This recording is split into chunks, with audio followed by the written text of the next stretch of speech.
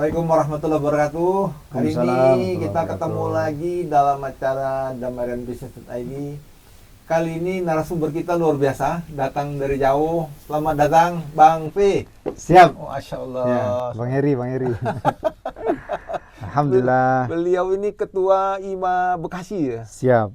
Sekaligus Direktur POJ ya? Ya, PT Pesona Optima Jasa. Nanti kita cerita banyak. Siap. Ini walaupun saya baru dengar nih, teman ternyata bisnisnya besar. Alhamdulillah. Karyawannya sekarang 21.000 lebih. Ya. Oh.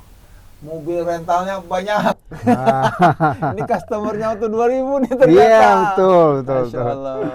Iya. Selamat datang Bang V. Siap, Bang Heri. Nama aslinya Ferry Haryawan. Ferry Haryawan. Ya. Dipanggil Bang V, orang Aceh. Bang V ya. Home base saya di Aceh. Di Aceh. Istri saya dari Aceh. Ya. Kita cerita-cerita ya Bang V ya. Ini boleh. podcast buat UMKM, tapi teman-teman profesional juga sering nonton. Iya.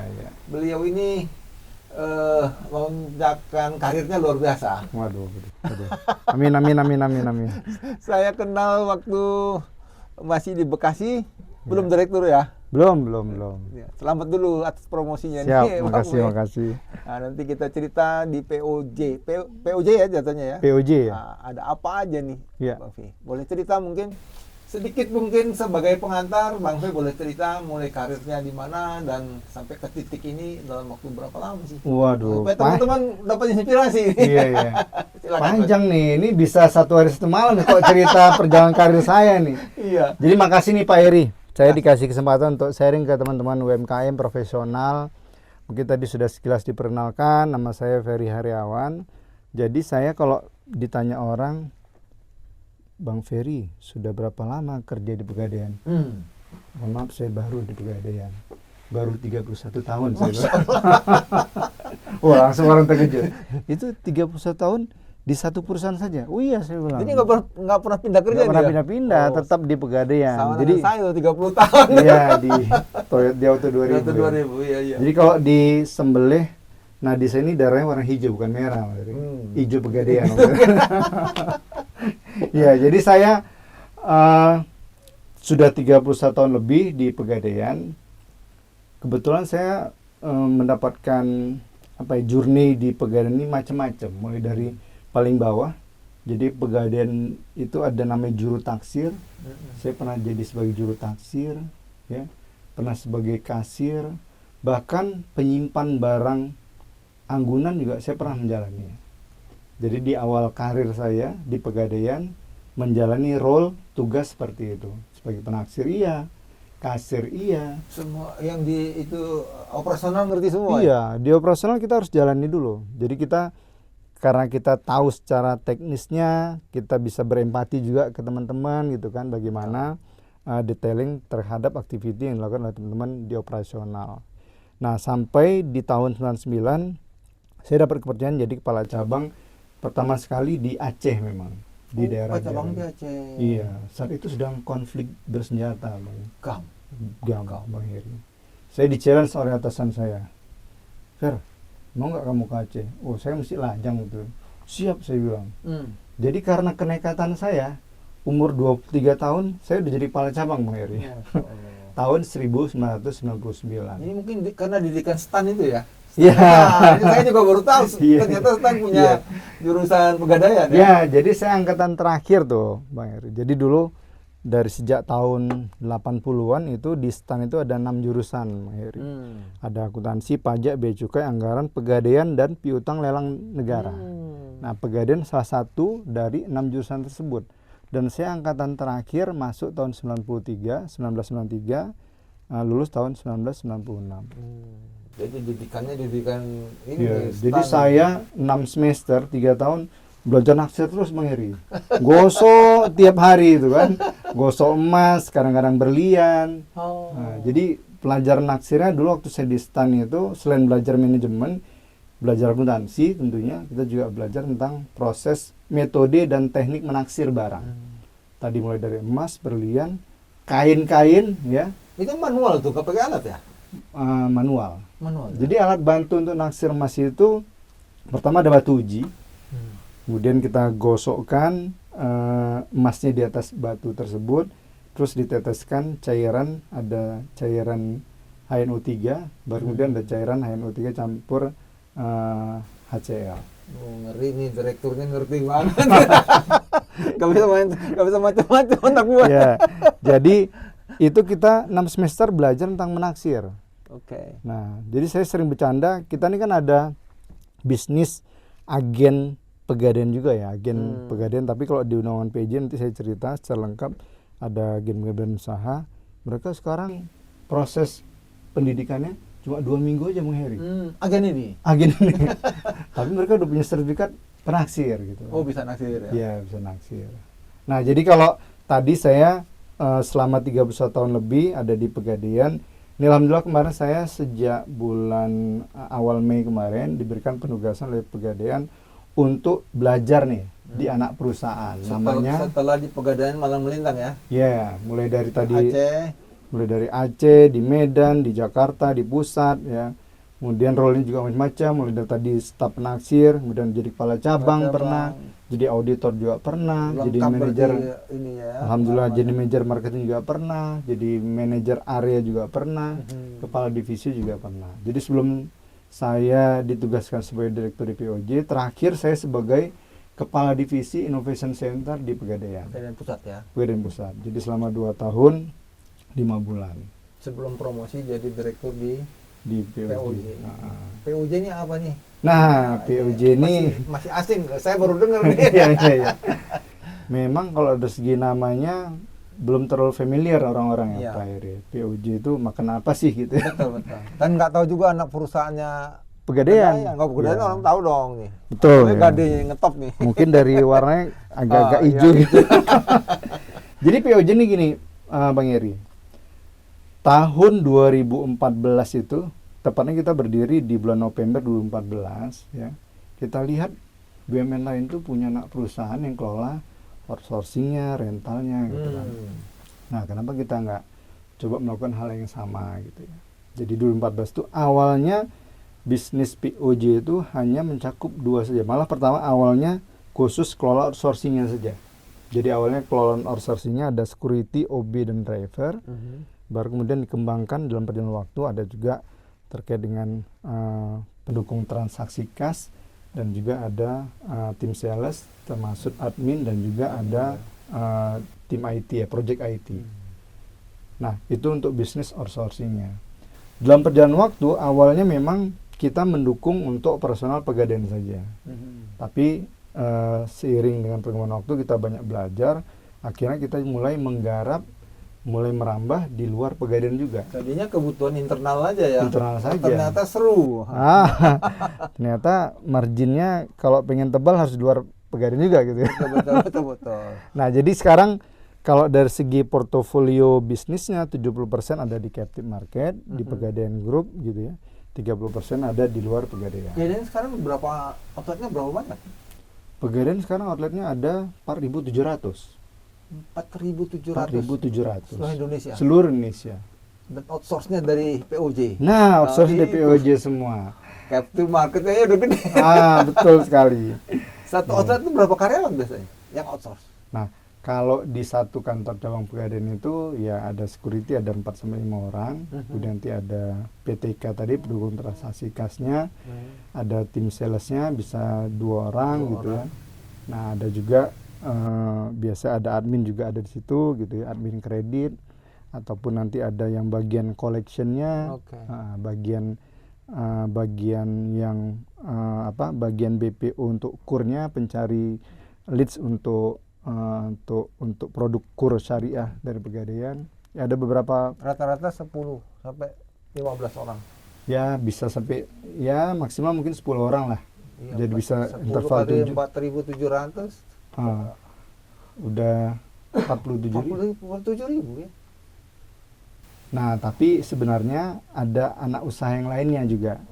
Nah, jadi nggak hanya satu POJ saja gitu. Ya, tapi itu kan market ya, internal. tadi yang sampai 10 itu cabang, Pak Heri. Jadi kalau cabang kita ada 642, tadi 4.700 seluruh outlet. Kalau yang kecil-kecil nggak sampai 10, Bang Heri. Kalau yang kecil-kecil ya paling nanti ada 3 orang per orang. Itu market internal yang gede banget itu kan. Iya. Itu yang dikembangkan PUJ sekarang. Betul. Outsourcing ya. Ya, outsourcing. Nah, yang kedua, bisnis rental. Rental mobil. Seluruh mobil dinas operasional, mobil dinas jabatan, Yang internal itu. yang internal tadi itu disupport oleh PUJ tadi. Jadi berdiri, marketnya sudah ada dan captive ya. Betul. Nah, tadi kita mulai belajar juga, dan mulai kita di challenge oleh Danantara, oleh pemegang saham untuk bisa merambah di luar Pegadaian juga, biar kita bisa nanti lebih kontinuitas bisnisnya lebih bisa terjamin. Jadi kan hanya jago kandang saja gitu kan. Nah, itu yang saat ini dikelola oleh PUJ. Dan ada satu lagi nih, kita diberikan penugasan untuk mengelola bisnis agen gadai badan usaha. Apa itu? Nah, jadi Pegadaian gini, tadi kan saya bilang jaringannya ada 4.700. Bayangin sekarang penduduk Indonesia ada 300 juta lebih gitu ya. Jadi kalau kita mau penetrasi ke seluruh masyarakat Indonesia tadi untuk bisa kenal gadai, rasa-rasanya atau bisa dipastikan 4.700 outlet tadi nggak cukup. Udah cukup. Ya. Bang Heri aja Buat tadi saya cover itu ya. Iya, tadi kan kita cerita banyak. Wah, ternyata Pegadaian itu ada produk ini ya, ada produk itu. Itu gadai emas itu. Iya kan? Cicil emas, Iya emas. ada tabungan emas, Ah, ada cicilan kendaraan. iya. Bisa jadi leasing juga.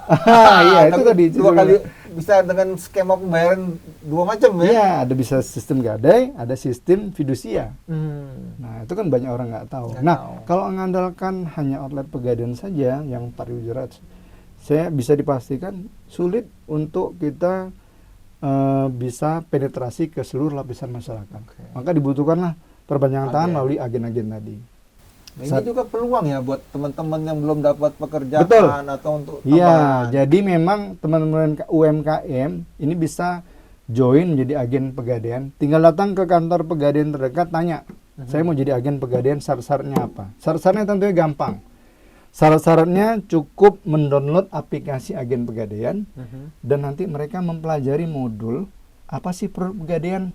Karena tentunya sebelum mereka menjelaskan ke masyarakat, ya, Ya, sebagai harus calon paham nasabah dulu. harus paham dulu. Iya, iya, iya. Lebih bagus lagi mereka coba Pegadaian produknya dulu, jadi experience-nya sudah lebih dapat. Jadi ini kalau buat income tambahan oke banget ini. Oke banget. Ibu-ibu yang di rumah tuh bisa Betul sekali. Masya Allah. Ya, jadi kalau kekuatan agen ini sebenarnya yang menjadi nasabah dia adalah orang ada di lingkungan sekitar dia.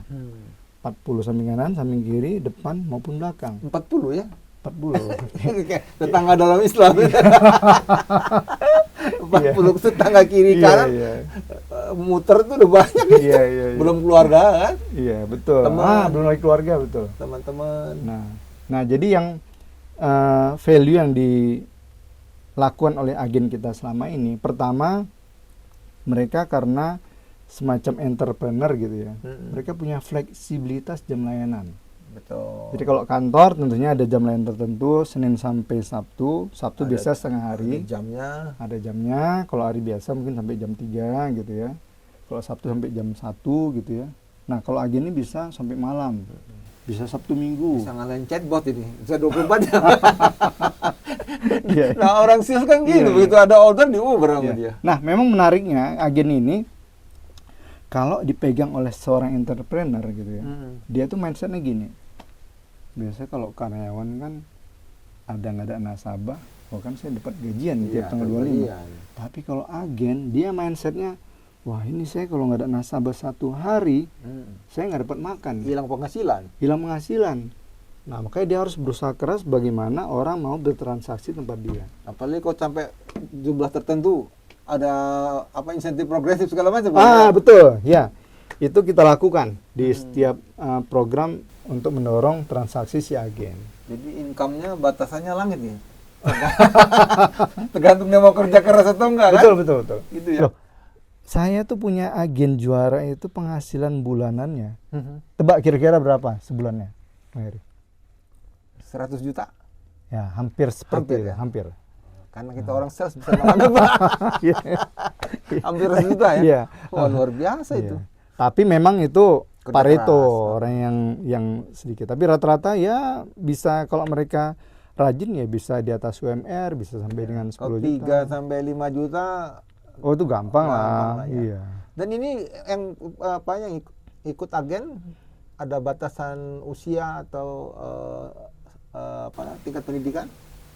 Pada dasarnya nggak ada batas usianya. Saya punya agen di Madura, itu seorang ibu usianya 63 tahun. Udah pensiun berarti. Udah pensiun dari siap. mana? Dia memang bukan orang karyawan nih. Jadi Dia nggak mau berhenti itu. dia ini agen generasi ketiga Bang Heri. Hmm. Tadinya ibunya sebagai agen. Dulu di Jawa itu sangat familiar yang namanya kongkonan atau makelar gitu ya. Dulu kan belum ada sistemnya Bang Heri. Iya, iya betul. Nah, kemudian ibunya meninggal diturunkan kepada kakaknya. Kakaknya meninggal diturunkan kepada ibu ini. Yang diturunkan tuh ininya ya, nasabah yang banyak Betul, itu. Pak. Betul. Jadi bukan cuma politician aja. Bisa ngewarisin Sama sales vote. perbankan juga gitu kan. Nah, makanya orang perbankan itu kalau Jaringannya itu ya. jaringannya betul. Nah, jadi sebenarnya bisnis pemberian pinjaman ini kan yang paling pertama itu kan trust gitu ya, kepercayaan. Jadi tadi ibu ini tuh memang yang dikasih pinjaman tuh tetangga-tetangga yang sudah dia kenal. Tapi sangat aman kan karena ada anggunannya kan, ada anggunan emasnya. Dan udah kenal juga. Betul. Heeh. Oke. Menarik ini Menarik sekali. Jadi di tengah orang-orang yang banyak kehilangan pekerjaan sekarang kan, Iya. atau kesulitan cari pekerjaan, Ya. ini solusi menurut saya. Betul. Betul Nah, ya? betul. Cuma sekarang pertanyaannya, tadi kan saya sampaikan di POJ juga ada agen gadai badan usaha. Apa yang membedakan dari agen yang langsung dengan pegadaian? Nah, kami memberikan value tambahan. Jadi kalau tadi dia mau berusaha sebagai agen gadai, dia kan perlu modal Bang Heri. Betul. Nah, kalau mereka nggak punya modal, mereka bisa mendaftar sebagai agen gadainya badan usaha di bawah under POJ. Ntar dulu, sebelum nanti yang nonton bertanya-tanya, tuh yang dijual apa aja tuh kalau kita jadi agen?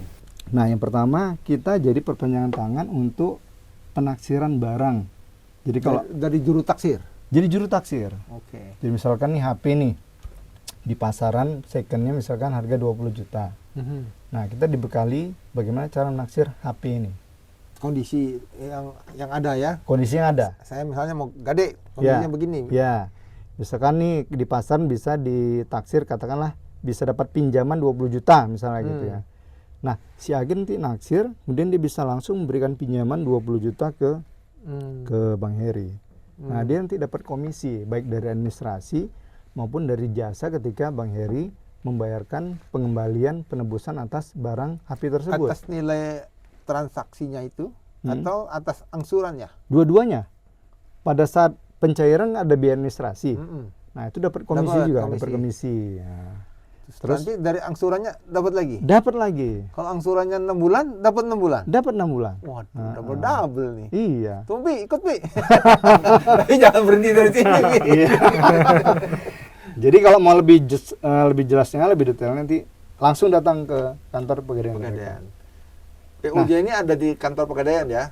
Ada yang di Teluk Betung. Teluk Betung ya. Nah, jadi nanti kita ada di Teluk Betung POJ. Nah, tadi saya mau jelaskan gini. Apa value yang ditawarkan oleh POJ di samping tadi agen pegadaian yang langsung dengan. Jadi tadi ketika dia mau menyalurkan pinjaman 20 juta, kalau dia punya modal sendiri it's okay. Dia akan jadi agen gadai langsung di bawah pegadaian. Nah, tapi kalau kesulitan maksudnya punya aset sendiri sebagai kolateral. Iya, punya uang sendiri, wallet sendiri untuk menyalurkan pinjaman tadi. Jadi kan jadi dia ini layaknya kantor pegadaian ya. Betul. Orang mau gadai emas atau handphone atau laptop, gadai. Betul. Dia bayar. Betul. Tapi modalnya terbatas pasti ya. Iya. Nah, itu yang di-push sama POJ. Iya. Nah, jadi awalnya itu bahkan sebelum dia bisa menyalurkan pinjaman, dia harus memberikan jaminan deposit gitu ya. Deposit lebih dahulu sebelum dia bisa menyalurkan pinjaman. Nah, bagi yang tidak punya sejumlah dana untuk deposit, nah POJ hadir di situ berkolaborasi dengan POJ. Tapi dia harus menjadi agen gadai badan usaha di bawah POJ gitu loh. Disertifikasi dulu ya. Disertifikasi dulu betul. Jadi rekrutnya nggak susah ini. Nanti kita akan kaji ada FS-nya dulu Iya. tentunya. Nanti kita akan lihat Kelayakan potensi. si karakter orangnya gitu Betul. ya. Nanti kira-kira prospektif pasarnya di lokasi tempat si calon agen ini seperti apa gitu kan. Orangnya komunikatif atau enggak, Betul sekali. jaringannya berapa banyak. Yes. Oke. Tapi nggak perlu kantor kan? Kalau ada kantor bagus. Sebenarnya lebih prefer ada kantornya, karena salah satu yang membuat orang lebih percaya ya, itu tadi ada kantornya. Nah, makanya kami juga tetap ada kantornya di jalan apa tuh? Di jalan WR Supratman ya, WR Supratman di nama kantor PUJ. Kantor PUJ. Tapi yang agen tadi nggak harus ada kantor kan? Yang agen Oh, dia butuh ya tetap space juga aja space lah. lah ya. Iya, jadi kalau misalkan dia punya toko kelontong, nanti tinggal di branding aja, kasih spanduk boleh, Kayak atau kasih counternya itu ya, kasih roll banner. apa namanya, logistik gitu ya. Sebenarnya gitu. mirip kayak agen briling kalau di perbankan, gitulah kira-kira mirip seperti itu. Berarti Cuma di rumah ini bisa ya, tinggal ditempel pelang. bisa. Agen Iya. PUJ. Betul. Apa namanya itu? Kalau itu Iya. kan Berry Link misalnya, sorry nyebut brand, Iya. nggak apa-apa ya. Nggak apa. Ya, agen Pegadaian nggak apa-apa, karena kan BRI kan induk kami juga, induknya Pegadaian. Jadi namanya agen Pegadaian. Agen Pegadaian. Iya. Jadi Agen. orang yang mau urusan sama Pegadaian bisa ke situ. Itu yang dikelola sama agen kita. Iya.